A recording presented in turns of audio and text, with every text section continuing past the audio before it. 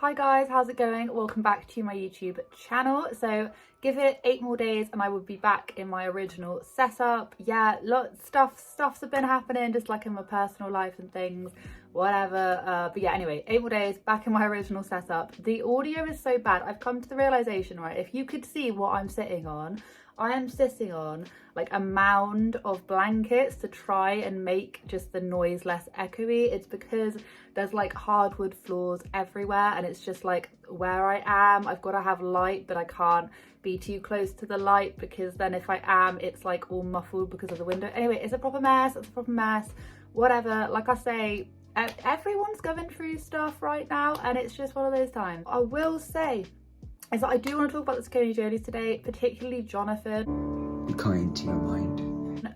My last video, I was annoyed. Not gonna swear, but I was annoyed. I was severely annoyed because Jonathan took it upon himself to basically produce this, in my eyes, quite disturbing short. It was like 2 minutes or 3 minutes or whatever. Him basically retelling his life of gender confusion, I don't know, but basically him like retelling his childhood through his own kids and basically retelling it through Edie. Edie, to everyone's knowledge, wants to be known as Edie, wants to be a girl basically, and Jonathan was basically making her dress up as a boy and reenact what life was like when Jonathan was little. Anyway, I hate saying it, but go check it out because I'm not playing any clips here because I couldn't stand it. Loads of people are kissing their ass in the comment section saying, oh, that's beautiful, it's so well done, blah, blah, blah. And I'm just like, did we just watch the same thing? Did we just watch the same thing? Because all I thought was it annoyed me. I actually think I said it before, it's one of the worst things they've done. And at the end of this, he was just trying to plug his book, All My Friends Are Invisible, which has bad reviews. Like, go read it, go on Goodreads and read some of these reviews because they're not good. And a lot of these reviews are from people that were actually given like either free or whatever copies, were given handouts of this book to review for an honest review. And a lot of them had no idea who he even was. And even they said it was awful. Type of book where you'd only be into it if you were actually a fan of Jonathan in the very first place. That's just what I've gotten. And I've read pretty much all the reviews on Goodreads. Yeah, it's not great. Anyway, so at the end was a plug for his book, which I thought was tasteless, it was tacky, all of the things. Now it gets worse. It gets worse because Jonathan is now saying that he's going to release a whole new chapter to his book. Like basically selling the same book but with a new chapter added on, which is just awful. So all of this has been a complete run up to this, and I've gone over this before. So earlier on in the summer, he was going through his like topless mental health chats all the time. I'm here for you, let's support each other, I'm listening, whatever, trying to have a bit of a moment with the camera. And then the next one he'd be plugging his book. So it's completely inauthentic. He has that really sickly voice that he does. Do I need to draw attention to the CBD oil ad that he did that was just completely, it was the worst thing I've ever seen. We move from summer to autumn and the days get darker. It's important to not allow the darkness of the day to bring darkness into your mind. And this is why I use CBD oil as my defense against the dark. Just a few drops is all you need.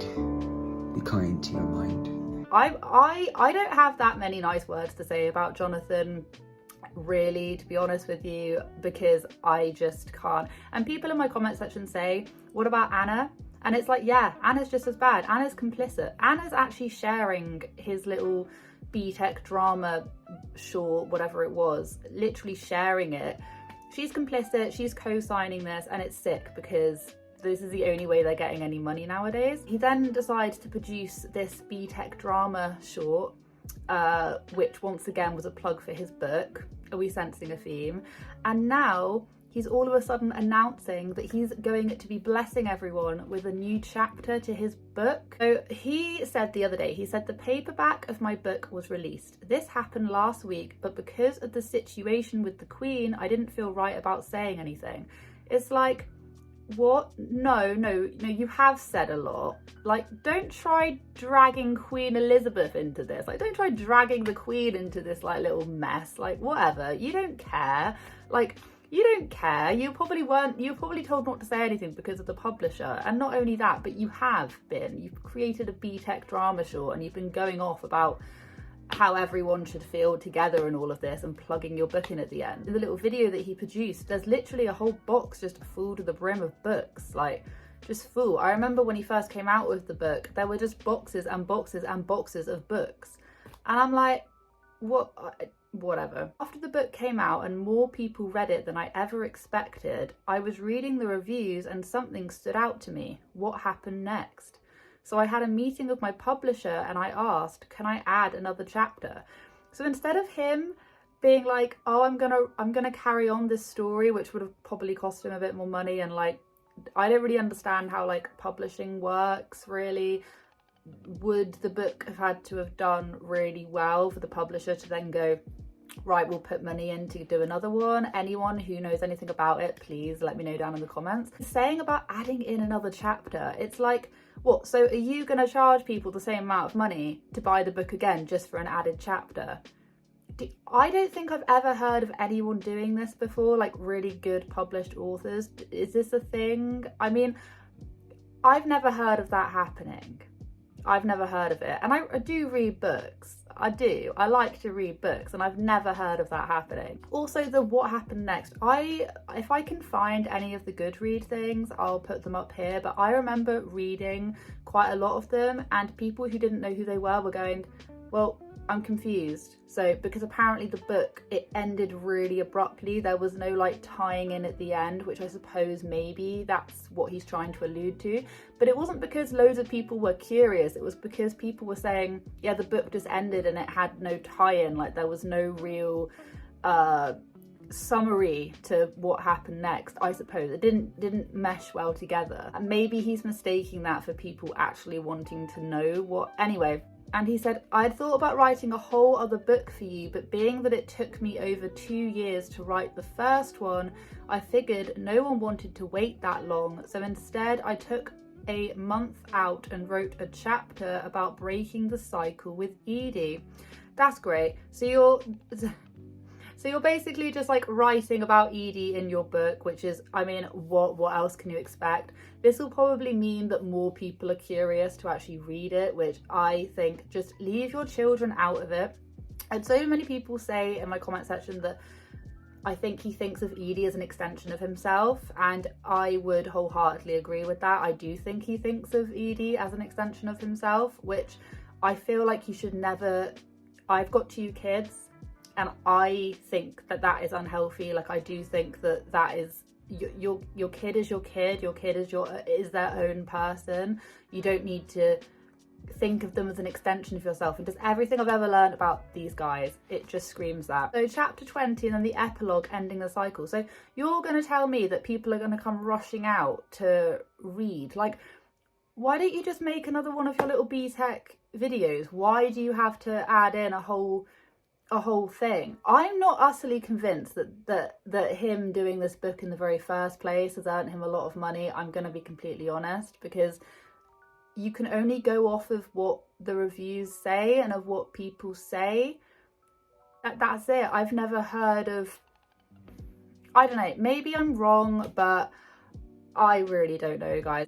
But like the thing that I just find sick about this, and I've said this several times, is the fact that he's using his child's story to try and sell a book, and he's even putting a bit of his child's story in the book to try and sell the book. It's just a lazy way of getting more money, if they even got much money from this book in the very first place.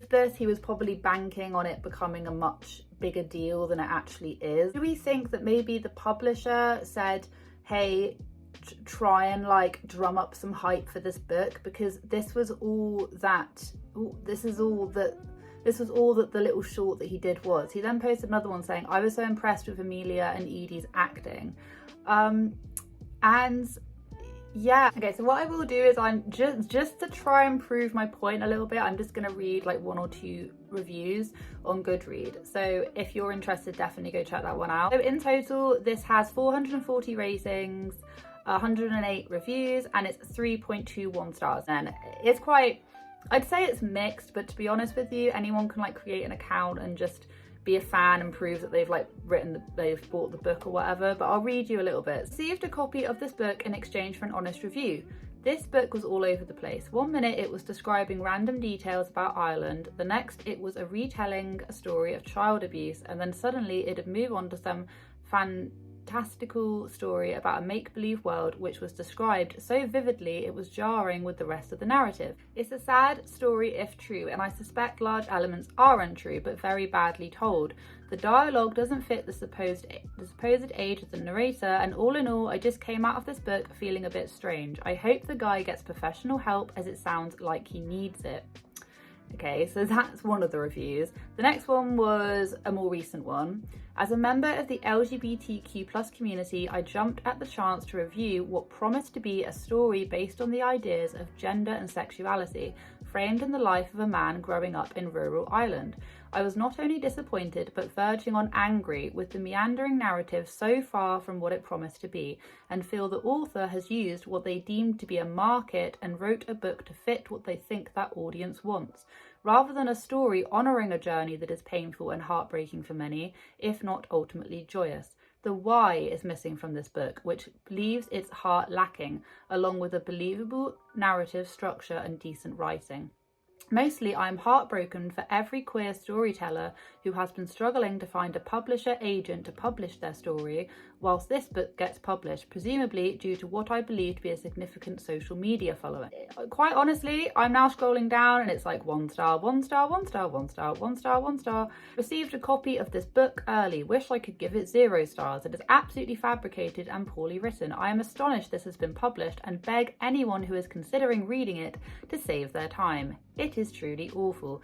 And this isn't just like a couple of examples. This just goes on and on and on and on. And then anyone that gives him really good reviews is a fan, or it's like, oh, I've been following this family for a long time. That doesn't count.